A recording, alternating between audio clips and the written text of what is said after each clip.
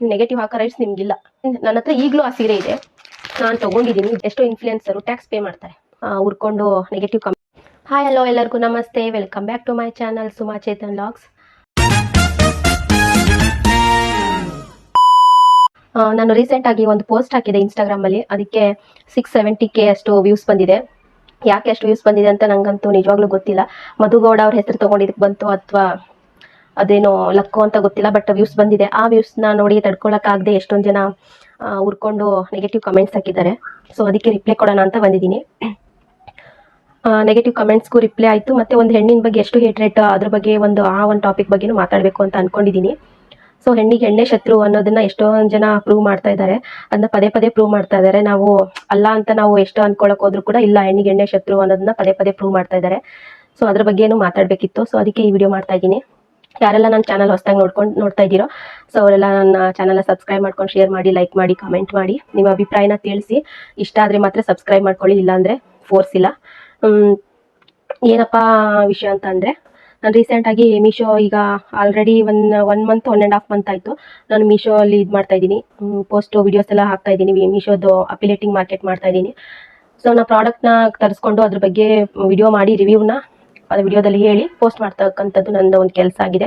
ಹಾಗೆ ನಾನು ಒಂದು ಗೃಹಿಣಿ, ಮನೇನೂ ನಿಭಾಯಿಸ್ಕೊಂಡು ಮಗುನು ನೋಡಿಕೊಂಡು ಆಚೆ ಹೋಗಿ ನಾನು ಕೆಲಸಕ್ಕೆ ಹೋಗೋಕ್ಕಾಗದೇ ಇರೋ ಕಾರಣದಿಂದ ಮನೆಯಿಂದನೇ ಏನೋ ಒಂದು ಮಾಡೋಣ ಅಂತ ನಾನು ಈ ಥರ ಸೋಷಿಯಲ್ ಮೀಡಿಯಾನ ಯೂಸ್ ಮಾಡಿಕೊಂಡು ಅಟ್ಲೀಸ್ಟ್ ತಿಂಗಳಿಗೆ ಒಂದು 500 ಆದರೂ ಸಿಗುತ್ತೇನೋ ಅನ್ನೋ ಒಂದು ಹೋಪಿಂದ ನಾನು ಮಾಡ್ತಾ ಇದ್ದೀನಿ. ಅದೇ ಒಂದು ಎಷ್ಟೋ ರೇಷನ್ಗೆ ಆಗಲಿ, ಯಾವುದಕ್ಕೆ ಒಂದು ನೀರಿನ ಬಿಲ್ಲೋ ಏನಕ್ಕಾದ್ರೂ ಒಂದು ಚಿಕ್ಕದಕ್ಕಾದ್ರೂ ಆಗುತ್ತೆ ಅಲ್ವಾ. ಅದೇ ನನ್ನ ಪಾಪುನ ಇಟ್ಕೊಂಡು ನಾನು ಮನೆ ಕೆಲಸ ಮಾಡಿಕೊಂಡು ಹಸ್ಬೆಂಡ್ಗೆ ಊಟನೂ ಕಟ್ಕೊಂಡು ಡೈಲಿ, ಸೊ ಇದನ್ನು ಮಾಡಿಕೊಂಡು ವಿಡಿಯೋಸ್ ಮಾಡೋದು ಈಸಿ, ಬಟ್ ಅದನ್ನ ಎಡಿಟ್ ಮಾಡಿ ಪೋಸ್ಟ್ ಮಾಡೋದಿದೆಯಲ್ಲ ತುಂಬ ಕಷ್ಟ.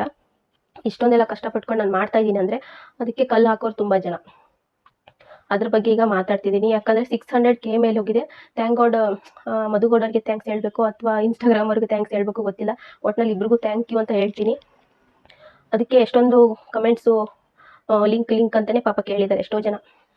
ಒಳ್ಳೆ ಮನಸ್ಸಿರೋರು, ಒಳ್ಳೆಯವರು, ವಿಡಿಯೋನ ನೋಡಿಬಿಟ್ಟು ಕಣ್ಣಿರೋರು ನೋಡಿಬಿಟ್ಟು ತರಿಸ್ಕೋತಾರೆ. ಓ ಜೆನ್ಯೂನ್ ಆಗಿದೆ, ಚೆನ್ನಾಗಿದೆ, ಓಕೆ ನಾವು ತೊಗೊಳ್ಳೋಣ ಅಂತ. ಕೆಲವ್ರು ಏನು ಮಾಡ್ತಾರೆ, ಓ ಇವಳೇನು ಇಷ್ಟೊಂದು ವ್ಯೂಸ್ ತೊಗೊಂಡಿದ್ದಾಳೆ, ಇಷ್ಟೊಂದು ಮುಂದುವರಿತಾ ಇದ್ದಾಳೆ. ಆದರೆ ಅವ್ರು ನಮ್ಗೆ ಏನು ಆಗಬೇಕಾಗಿರಲ್ಲ, ಆದರೂ ಕೂಡ ನಮಗೆ ಅಷ್ಟೊಂದು ಹೇಟ್ರೇಟ್ ಕೊಡ್ತಾರೆ. ಒಬ್ರು ಬೆಳೆಯೋದನ್ನ ಸಹಿಸಲ್ಲ. ಹೆಣ್ಮಕ್ಳೇ ಹೆಣ್ಣಿಗೆ ಹೆಣ್ಣೆ ಶತ್ರು ಅನ್ನೋದನ್ನ ಪದೇ ಪದೇ ಪ್ರೂವ್ ಮಾಡ್ತಾರೆ. ಈಗ ಆ ವಿಡಿಯೋಗೆ ಅಷ್ಟೊಂದು ವ್ಯೂಸ್ ಬಂದಿದೆ. ಸೊ ಅದಕ್ಕೆ ಒಂದು 10-15 ಜನ ಅಷ್ಟು ಕಮೆಂಟ್ಸ್ ನೆಗೆಟಿವ್ ಆಗಿ ಮಾಡಿದ್ದಾರೆ. ಏನಪ್ಪ ನೆಗೆಟಿವ್ ಅಂತಂದರೆ, ಓ ಅದೇ ಸೀರೆನಾ ಇದು, ಮಧುಗೌಡ ಅವ್ರು ಹಾಕೊಂಡಿರೋ ಸೀರೆನಾ ನೋಡಿದ್ಯಾ ಕಂಡುಬಿಟ್ಟು, ಅದನ್ನೆಲ್ಲ ಸ್ಕ್ರೀನ್ಶಾಟ್ ನಾನು ನಿಮಗೆ ಮೇಲೆ ಹಾಕ್ತೀನಿ, ನೋಡ್ಕೋಬೋದು ನೀವು. ಹಾಗೆ ನನ್ನ ಆ ಒಂದು ವಿಡಿಯೋಗೆ ಎಷ್ಟು ವ್ಯೂಸ್ ಬಂದಿದೆ, ಎಷ್ಟು ಕಮೆಂಟ್ಸ್ ಬಂದಿದೆ, ಎಷ್ಟು ಲೈಕ್ಸ್ ಬಂದಿದೆ ಅದನ್ನು ಕೂಡ ಹಾಕ್ತೀನಿ, ಫೋಟೋನ ಇದಕ್ಕೆ ಅಟ್ಯಾಚ್ ಮಾಡಿ. ಹಾಗೆ ಒಬ್ಬೊಬ್ರು ಕಮೆಂಟ್ಸ್ ನಾನು ಹೇಳ್ತಾ ಅವ್ರಿಗೆ ರಿಪ್ಲೈ ಕೊಡಬೇಕು ಅಂತಲೇ ಈ ವಿಡಿಯೋ ಮಾಡಿದ್ದೀನಿ. ಎಲ್ಲರಿಗೂ ಅದರಲ್ಲೇ ಹೋಗಿ ಕುತ್ಕೊಂಡು ಟೈಪ್ ಮಾಡ್ಕೊಂಡು ರಿಪ್ಲೈ ಕೊಡೋಕ್ಕಾಗಲ್ಲ. ನಮ್ಮ ಮನೆಯವ್ರು ಹೇಳಿದರು, ಎಲ್ಲರಿಗೂ ನೀನು ರಿಪ್ಲೈ ಕೊಡ್ಬೇಕಂತೇನಿಲ್ಲ, ನಿನ್ನ ಕೆಲಸ ನೀನು ಮಾಡು, ಅದರಲ್ಲಿ ಏನಿದೆ. ನೆಗೆಟಿವ್ ಹೇಳೋರು ಇದ್ದೇ ಇರ್ತಾರೆ, ಅದನ್ನ ನೀನೆಲ್ಲ ತಲೆ ಕೆಡಿಸ್ಕೊಂಡು ಎಲ್ಲದಕ್ಕೂ ರಿಪ್ಲೈ ಕೊಟ್ಕೊಂಡು ಇದು ಮಾಡ್ತಾ ಇದ್ರೆ ನಾವು ಮುಂದುವರಿಯೋಕ್ಕಾಗಲ್ಲ ಅಂದರು.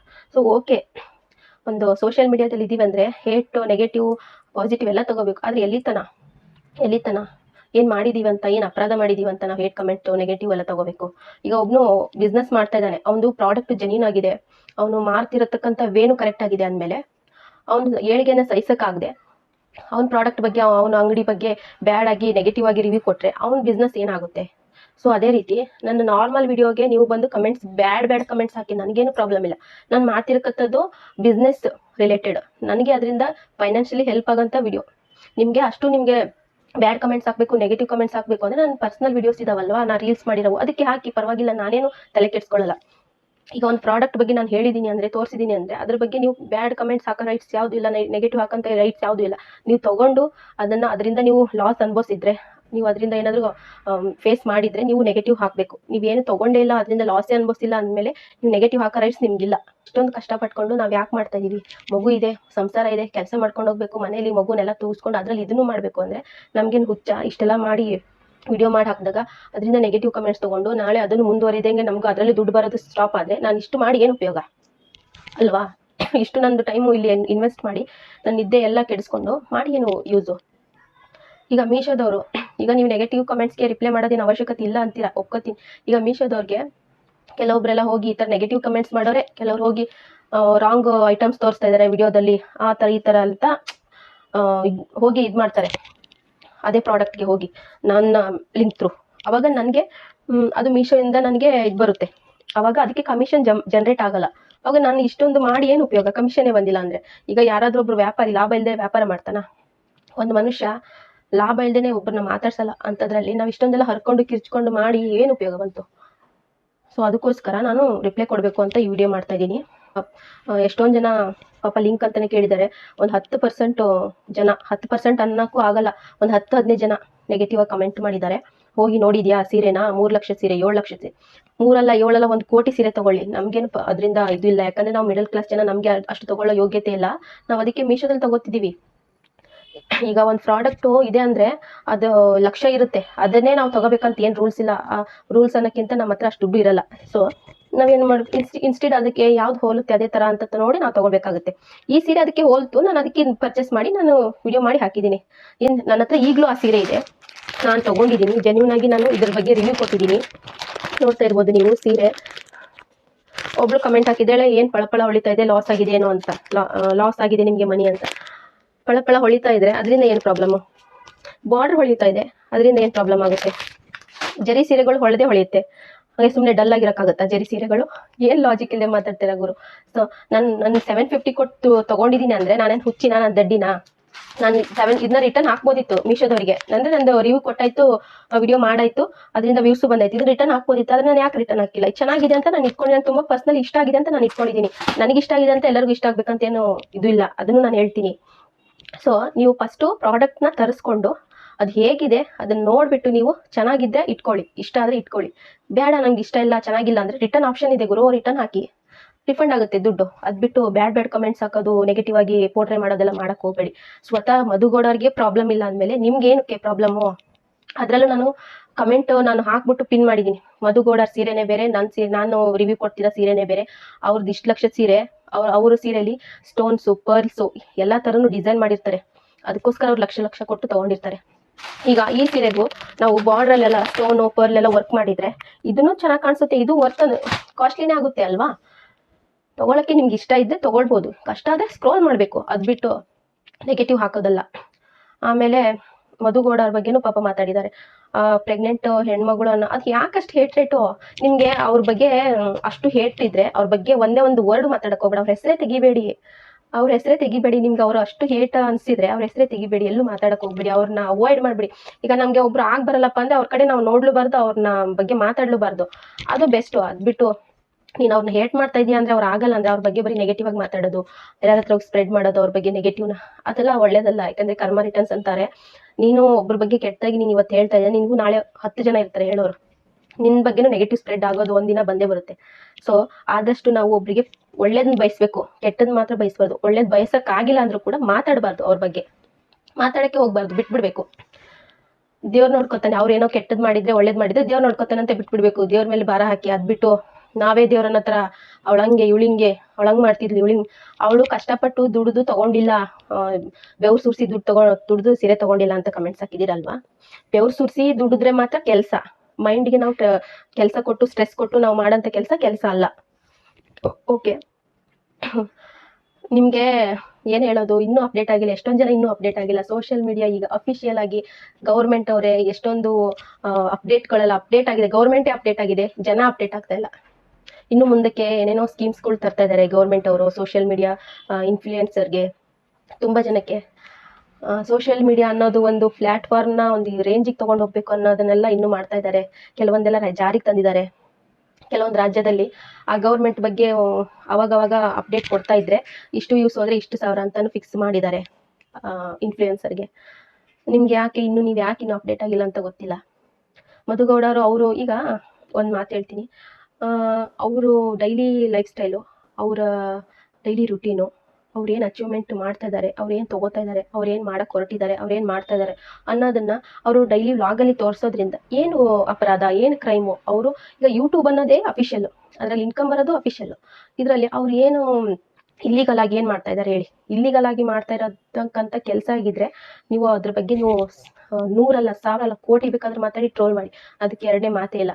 ಅವ್ರು ಲೀಗಲ್ ಆಗಿ ಮಾಡ್ತಾ ಇದಾರಲ್ವಾ, ಲೀಗಲ್ ಆಗಿ ಅವರು ದುಡಿತಾ ಇದಾರಲ್ವಾ, ಅವರು ಒಂದು ಈ ದೇಶಕ್ಕೆ ಟ್ಯಾಕ್ಸ್ ಕಟ್ತಾ ಇದಾರಲ್ವಾ, ಅವ್ರೇನು ಡೈರೆಕ್ಟ್ ಆಗಿ ಬೇರೆ ಕಂಟ್ರಿಯಿಂದ ಅವರು ಯೂಟ್ಯೂಬಿಂದ ದುಡ್ಡು ಬಂದು ಬೀಳ್ತಾ ಇಲ್ಲ ಅಕೌಂಟಿಗೆ. ಅವ್ರಿಗೆ ಇಷ್ಟು ಪರ್ಸೆಂಟ್ ಅಂತ ಗೌರ್ಮೆಂಟಿಗೆ ಟ್ಯಾಕ್ಸ್ ಕಟ್ಟಿನೇ ಅವರು ದುಡ್ಡು ತಗೋತಾ ಇರೋದು. ಅವ್ರ ಟ್ಯಾಕ್ಸ್ ಪಾಲು ಕೂಡ ಭಾರತ ದೇಶಕ್ಕಿದೆ. ಎಷ್ಟೋ ಅವ್ರ ಟ್ಯಾಕ್ಸಲ್ಲಿ ಎಷ್ಟೋ ಜನಕ್ಕೆ ಹೆಲ್ಪ್ ಆಗುತ್ತೆ ಅಲ್ವಾ, ಎಷ್ಟೋ ಬಡವ್ರ ಬಗ್ಗರಿಗೆಲ್ಲ ಅವರಿಂದ ಒಂದೊಂದು ರೂಪಾಯಿನಾದ್ರೂ ಹೋಗಿರುತ್ತಲ್ವಾ. ಎಷ್ಟೋ ಇನ್ಫ್ಲುಯೆನ್ಸರು ಟ್ಯಾಕ್ಸ್ ಪೇ ಮಾಡ್ತಾರೆ.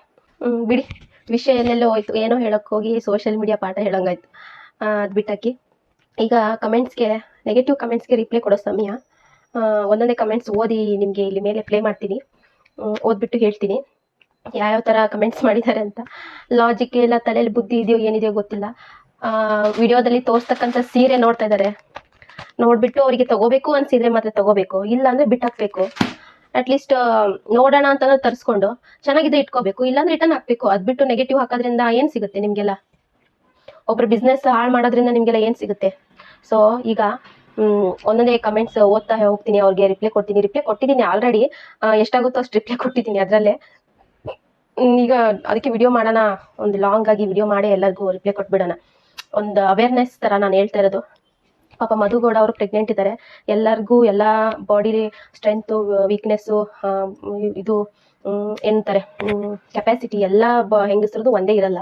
ಆಗಿನ ಕಾಲದ್ದು ಫುಡ್ಡು, ಆಗಿನ ಕಾಲದ್ದು ವಾತಾವರಣ ಎಲ್ಲ ಚೇಂಜ್ ಇತ್ತು. ಅದಕ್ಕೆ 11 ಅಲ್ಲ, ಒಂದು 20 ಜನ ಮಕ್ಳು ಬೇಕಾದ್ರೂ ಮಾಡ್ಕೋತಿದ್ರು. ಸ್ವತಃ ನಮ್ಮ ಅಪ್ಪನ ತಾಯಿನೇ 12 ಜನ ಮಕ್ಕಳಿಗೆ ತಾಯಿ. ಆವಾಗಿನ ಕಾಲದ ಫುಡ್ಡೇ ಬೇರೆ, ಒಂದು ಮೆಡಿಸನ್ ತಗೋತಿರ್ಲಿಲ್ಲ, ಬರೀ ಹಳ್ಳಿ ಕಡೆ ನಾಟಿ ಔಷಧಿ ಎಲ್ಲ ಕೊಡೋರು. ಈಗಿನ ಕಾಲದಲ್ಲಿ ಎಲ್ಲ ಸೂಕ್ಷ್ಮ ಆಗಿದೆ. ಎಷ್ಟೇ ನಾವು ಇದು ಮಾಡಕ್ ಹೋದ್ರು ಕೂಡ, ಎಷ್ಟೇ ಸೂಕ್ಷ್ಮವಾಗಿದ್ರು ಕೂಡ ಊಟದಲ್ಲಿ ಹೆಂಗಾದ್ರೂ ಒಂದು ಕೆಮಿಕಲ್ ಹೋಗಿರುತ್ತೆ. ಫಾರ್ ಎಕ್ಸಾಂಪಲ್ ತರಕಾರಿಯಲ್ಲೇ ಹೆಂಗೋ ಏನೋ ಗೊಬ್ಬರ ಔಷಧಿ ಸಿಂಪಡಿಕೆ ಮಾಡೋದು, ಸ್ಪ್ರೇ ಹೊಡಿಯೋದು ಮಾಡಿ ನಾವು ತೊಳೆದೇನೋ ಹೆಂಗೋ. ಗಾಳಿಯಲ್ಲೂ ಸಹ ಎಷ್ಟೋ ಸಲ ನಮ್ಗೆ ವಾತಾವರಣದಲ್ಲಿ ಕೆಮಿಕಲ್ ಸೇವಿಸ್ತೀವಿ. ಹಂಗೇನೆ ಆಗಿನ ಕಾಲದ್ದು ಕಾಲ ಹೋಯ್ತು. ಈಗಲೇ ಬೇರೆ 5 ಬೆರಳು ಸಮ ಇರಲ್ಲ. ಎಲ್ಲ ಪ್ರೆಗ್ನೆನ್ಸಿ ಲೇಡೀಸ್ ಒಂದೇ ಇರಲ್ಲ. ಈಗ ಆಕ್ಚುಲಿ 9 ಮಂತ್ ನಡಿಬೇಕಾದ್ರೆ ಒಂದು ಪ್ರೆಗ್ನೆಂಟ್ ಲೇಡಿಗೆ ಬೇಬಿದು ಹೆಡ್ ಕೆಳಗ್ ಬಂದಿರುತ್ತೆ. ಹೆಡ್ ಕೆಳಗ್ ಬಂದಾಗ ನಡಿಯಕ್ಕೆ ಕಷ್ಟ ಆಗುತ್ತೆ, ಬೇಬಿಗೆ ಉಸಿರುಗಟ್ಟುತ್ತೆ. ಸೊ ಅದಕ್ಕೆ ನಡಿಯಕ್ಕೂ ಆಗಲ್ಲ, ಕಾಲ ಅಗಲ ಮಾಡ್ಕೊಂಡೆ ನಡಿಬೇಕು. ಅದನ್ನು ಪಾಪ ಎಷ್ಟೋ ಜನ ಟ್ರೋಲ್ ಮಾಡಿದ್ದಾರೆ. ಟ್ರೋಲ್ ಮಾಡ್ಲಿ ಬೇಡ ಅನ್ನಲ್ಲ, ಒಂದು ಪಾಸಿಟಿವ್ ವೇಯಲ್ಲೂ ಮಾಡ್ಬೋದಲ್ವಾ, ಒಂದು ಒಳ್ಳೆ ವೇಯಲ್ಲೂ ಮಾಡ್ಬೋದಲ್ಲ, ನಗು ಬರೋ ತರ. ಕೆಲವರೆಲ್ಲ ತುಂಬಾ ಕೆಟ್ಟಾಗೆಲ್ಲ ಟ್ರೋಲ್ ಮಾಡಿದ್ದಾರೆ. ಅವ್ರಿಗೂ ಅಕ್ಕ ತಂಗಿ ತಾಯಿ ಎಲ್ಲ ಇರ್ತಾರೆ. ಅದನ್ನೊಂದು ಸ್ವಲ್ಪ ಅವರು ತಿಳ್ಕೊಬೇಕಾಗುತ್ತೆ.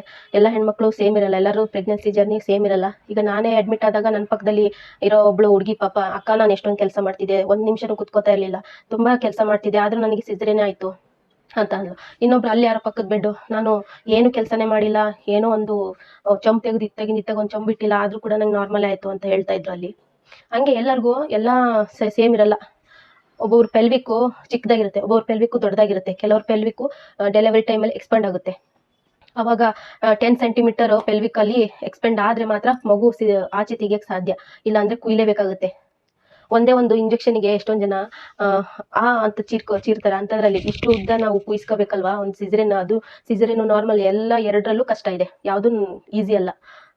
ಸುಮ್ನೆ ಒಬ್ಬೊಬ್ರು ಹೆಣ್ಣಿಗೆ ಎಣ್ಣೆ ಶತ್ರು ಅನ್ನೋದು ಎಷ್ಟು ನಿಜ ಅಂದ್ರೆ, ಹೆಣ್ಮಕ್ಳು ಸಹ ಪಾಪ ಅವ್ರ ಬಗ್ಗೆ ಮಾತಾಡ್ತಾರೆ. ನೀವು ಮಕ್ಕಳು ಆಗಿರುತ್ತೆ, ನೀವು ಪ್ರೆಗ್ನೆನ್ಸಿ ಜರ್ನಿನ ಅನುಭವಿಸಿರ್ತೀರಾ. ಕೆಲವರೆಲ್ಲ ಅವಳು ಅಷ್ಟೊಂದು ಮಕ್ಕಳು ಹೆತ್ಲು, ಅವಳೇ ಹಿಂಗ್ ನಡಿಲಿಲ್ಲ, ಅವಳೇ ಇಷ್ಟೊಂದು ಆಡ್ಲಿಲ್ಲ. ಎಲ್ಲರ ಲೈಫ್ ಸೇಮ್ ಇರಲ್ಲ, ಎಲ್ಲರ ಬಾಡಿ ಲ್ಯಾಂಗ್ವೇಜು ಸೇಮ್ ಇರಲ್ಲ, ಎಲ್ಲ ಡಿಫ್ರೆಂಟ್ ಆಗಿರುತ್ತೆ. ಸೊ ಒಬ್ರಿಗೆ ಮಾತಾಡ್ಬೇಕಂದ್ರೆ ನೋಡ್ಕೊಂಡು ಮಾತಾಡ್ಬೇಕು. ನಾಳೆ ನಮಗೂ ಮಾತಾಡೋರು ಇದ್ದೇ ಇರ್ತಾರೆ ಅನ್ನೋದ್ಕಿಂತ ಮಾತಾಡ್ತಾರೆ. ನಾವು ಒಬ್ಬರ ಬಗ್ಗೆ ಮಾತಾಡಿದೀವಿ, ನಾಳೆ ಮಾತಾಡ್ತಾರೆ ನಮ್ಮ ಬಗ್ಗೆನೂ, ಯಾಕಂದ್ರೆ ಕರ್ಮ ರಿಟರ್ನ್ಸ್ ಅಂತಾರೆ. ಅದಕ್ಕೆ ಗಂಡ್ಮಕ್ಳಿಗೇನೋ ಪಾಪ ಗೊತ್ತಾಗಲ್ಲ. ಓಕೆ, ಪ್ರೆಗ್ನೆನ್ಸಿದು ಬಗ್ಗೆ ಎಲ್ಲ ಟ್ರೋಲ್ ಮಾಡ್ತಾರೆ. ಹೆಣ್ಮಕ್ಳು ಕೂಡ ಪಾಪ ನೆಗೆಟಿವ್ ಆಗಿ ಬ್ಯಾಡ್ ಕಮೆಂಟ್ಸ್ ಹಾಕ್ತಾ ಇದಾರೆ. ಪಾಪ ಏನ್ ಹೇಳೋದು ಇದಕ್ಕೆಲ್ಲ? ಈಗ ಆಬ್ವಿಯಸ್ಲಿ ಅವರು ಸೋಷಿಯಲ್ ಮೀಡಿಯಾದಲ್ಲಿ ಇದ್ದಾರೆ, ಅವರು ಮೊದಲಿಂದನೂ ಫೇಮಸ್ ಇದ್ದಾರೆ. ಅವ್ರದ್ದು ಒಂದು ಚಾನಲ್ ನಡ್ಸ್ಕೊಂಡು ಹೋಗ್ತಾ ಇದಾರೆ, 1-2-3 ಚಾನಲ್ ಅಂದ್ಮೇಲೆ ಅವ್ರ ಲೈಫಲ್ಲಿ ಇವಾಗ ಏನ್ ನಡೀತಿದೆ ಡೈಲಿ ಲಾಗೇ ಮಾಡ್ಬೇಕಾಗುತ್ತೆ. ಡೈಲಿ ಲಾಗಲ್ಲಿ ಅವರು ಅದು ಪಾರ್ಟ್ ಆಫ್ ಪ್ರೆಗ್ನೆನ್ಸಿದು ಬರುತ್ತೆ. ಅದನ್ನ ಬಿಟ್ಟು ಅವರು ಡೈಲಿ ಲಾಗ್ ಮಾಡಕ್ಕಾಗುತ್ತಾ? ಈಗ ಮಧುಗೌಡ ಪ್ರೆಗ್ನೆಂಟ್ ಇದ್ದಾರೆ, ಅದನ್ನೇ ತೋರಿಸ್ತಾ ಇದಾರೆ ಅಂದ್ರೆ, ಈಗ ಪ್ರೆಗ್ನೆಂಟ್ ಇರೋ ತೋರಿಸ್ಬಾರ್ದಪ್ಪ, ಜನ ಎಲ್ಲ ಬೈತಿದಾರೆ ಅಂತ ಹೇಳ್ಬಿಟ್ಟು ಮಧುಗೌಡರ್ನ ಬಿಟ್ಟು ಲಾಗ್ ಮಾಡಕ್ಕಾಗುತ್ತಾ? ಅವರು ಅದ್ರಲ್ಲಿ ಬರ್ಲೇಬೇಕಾಗುತ್ತೆ, ಒಂದೊಂದು ಮೂಮೆಂಟ್ನು ಕ್ಯಾಪ್ಚರ್ ಮಾಡ್ಲೇಬೇಕಾಗುತ್ತೆ. ಈಗ ಅವರ ಪ್ರೀತಿಸೋರು ಎಷ್ಟೋ ಲಕ್ಷ ಜನ ಇದ್ದಾರೆ, ಹೇಟ್ ಮಾಡೋರು ಎಷ್ಟೋ ಜನ ಇದ್ದಾರೆ. ಹಾಗಂತ ಅವರು ಹೇಟ್ ಮಾಡೋರ್ಗು ಅವ್ರು ಅಪ್ಡೇಟ್ ಬೇಕಾಗುತ್ತೆ, ಅವರ ಪ್ರೀತಿಸೋರ್ಗು ಅವ್ರ ಅಪ್ಡೇಟ್ ಬೇಕಾಗುತ್ತೆ. ಹಾಗೆ ಅವ್ರಿಗೆ ಅರ್ನಿಂಗ್ಸು ಬೇಕಾಗುತ್ತೆ, ಎಲ್ಲಾನು ಆಗುತ್ತೆ ಅಲ್ವಾ. ಅರ್ನಿಂಗ್ಸ್ ವೈಸೇ ಯಾಕೆ, ಬರೀ ಅರ್ನಿಂಗ್ಸ್ಗೋಸ್ಕರ ದುಡ್ಡು ಬರುತ್ತೆ ಅನ್ನೋದಕ್ಕೋಸ್ಕರ ಮಾತ್ರ ವಿಡಿಯೋಸ್ ಮಾಡ್ತಾರಂತೆ ಯಾಕೆ ಅನ್ಕೋತೀರಾ? ಒಂದು ಒಳ್ಳೆ ಫಾಲೋವರ್ಸ್ ಇದ್ದಾರೆ ಅಂದಮೇಲೆ ಅವ್ರಿಗೆ ಏನೋ ಅವ್ರ ಲೈಫ್ ಬಗ್ಗೆ ಅಪ್ಡೇಟ್ ಕೊಡ್ಬೇಕಾಗುತ್ತೆ, ಕೊಡ್ತಾರೆ. ಅದರಿಂದ ಅರ್ನಿಂಗ್ಸು ಬರುತ್ತೆ. ಅದರಲ್ಲಿ ಏನ್ ತಪ್ಪಿದೆ? ಇಲ್ಲಿಗಲ್ ಆಗಿ ಏನ್ ಮಾಡ್ತಿಲ್ವಲ್ಲ, ಲೀಗಲ್ ಆಗೇ ಮಾಡ್ತಾ ಇದಾರಲ್ವಾ. ಹಾಗೆ ಆಮೇಲೆ ಈಗ ಒಬ್ರು ಒಂದ್ ಮನುಷ್ಯನ್ಗೆ ಮಾತಾಡ್ಸ್ಬೇಕಂದ್ರೆ ಏನಾದ್ರು ಲಾಭ ಇದ್ರೇನೆ ಮಾತಾಡ್ಸೋದು. ಅಂತದ್ರಲ್ಲಿ ಅಷ್ಟೊಂದು ಫಾಲೋವರ್ಸ್ ಇಟ್ಕೊಂಡು ಅಷ್ಟೊಂದು ಇನ್ಕಮ್ ಬರ್ತಾ ಇರೋದನ್ನ ಸ್ಟಾಪ್ ಮಾಡ್ಕೊಂಡು ಕುತ್ಕೊಳ್ಳೋಗುತ್ತಾ? ಯಾರಾದ್ರೂ ದಡ್ರು ಮಾಡೋಂಥ ಕೆಲಸ ಅದು ಅಷ್ಟೇ. ಎಲ್ಲ ಟ್ರೋಲ್ ಮಾಡ್ತಿದ್ದಾರೆ, ಮಾತಾಡ್ತಿದ್ದಾರೆ ನಮ್ಮ ಬಗ್ಗೆ, ಇದರಿಂದ ದುಡ್ಡು ಮಾಡೋದು ಬೇಡ, ಸಾಕು ಬಿಟ್ಬಿಡೋಣ ಅಂತ ಬಿಡಕ್ಕಾಗುತ್ತಾ? ಟ್ರೋಲ್ ಮಾಡೋರು, ಮಾತಾಡೋರು ಎಲ್ಲ ಅಲ್ಲೇ ಇರ್ತಾರೆ. ಅವ್ರು ಬೆಳೀತಾ ಇರ್ತಾರೆ ಅಷ್ಟೇ ಅಂತ ಅನ್ಕೊಂಡು ಹೋಗ್ತಾ ಇರ್ಬೇಕು. ಅದನ್ನೇ ಅವರು ಇದು ಮಾಡೋದು. ಯಾರೋ ಅಷ್ಟೊಂದು ಅವ್ರೆ ರಿಯಾಕ್ಟ್ ಮಾಡ್ತಾ ಇಲ್ಲ ಯಾರಿಗೂ. ಒಂದ್ 2-3 ವಿಡಿಯೋಸ್ ನೋಡಿದೀನಿ ನಾನು ಅವರು ರಿಯಾಕ್ಟ್ ಮಾಡಿರೋದು. ಪಾಪ ಮನುಷ್ಯ ಎಷ್ಟು ಹೇಟ್ ತಗೊಳಕ್ಕಾಗುತ್ತೆ ಒಂದ್ ಮನುಷ್ಯ, ಅದ್ರಲ್ಲೂ ಪ್ರೆಗ್ನೆಂಟ್ ಇದ್ದಾಗ ಪಾಪ ಹತ್ಕೊಂಡು ಕಣ್ಣೀರ್ ಹಾಕೊಂಡು ಅವರು ಹೇಟ್ ಕಮೆಂಟ್ಸ್ಗೆಲ್ಲ ರಿಪ್ಲೈ ಕೊಟ್ಟು ಹೇಳಿದ್ದಾರೆ. ಯಾವತ್ತು ಪ್ರೆಗ್ನೆಂಟ್ ಲೇಡೀಸ್ನ ಅಳ್ಸಕ್ ಹೋಗ್ಬೇಡಿ. ಆ ಟೈಮಲ್ಲಿ ಅವ್ರ ಹಾರ್ಮೋನಲ್ ಇನ್ಬ್ಯಾಲೆನ್ಸ್ ಆಗ್ತಾ ಇರುತ್ತೆ, ತುಂಬಾ ಎಮೋಷನಲ್ ಆಗ್ತಾರೆ ಆ ಟೈಮಲ್ಲಿ, ಪ್ರೆಗ್ನೆನ್ಸಿ ಟೈಮಲ್ಲಿ. ಮಧುಗೌಡ ಸಾರಿನೇ ಅಂತ ನಾನು ಎಲ್ಲೂ ಹೇಳಿಲ್ವಲ್ಲ, ನಾನು ಎಲ್ಲೂ ಮೆನ್ಷನ್ನೇ ಮಾಡಿಲ್ವಲ್ಲ.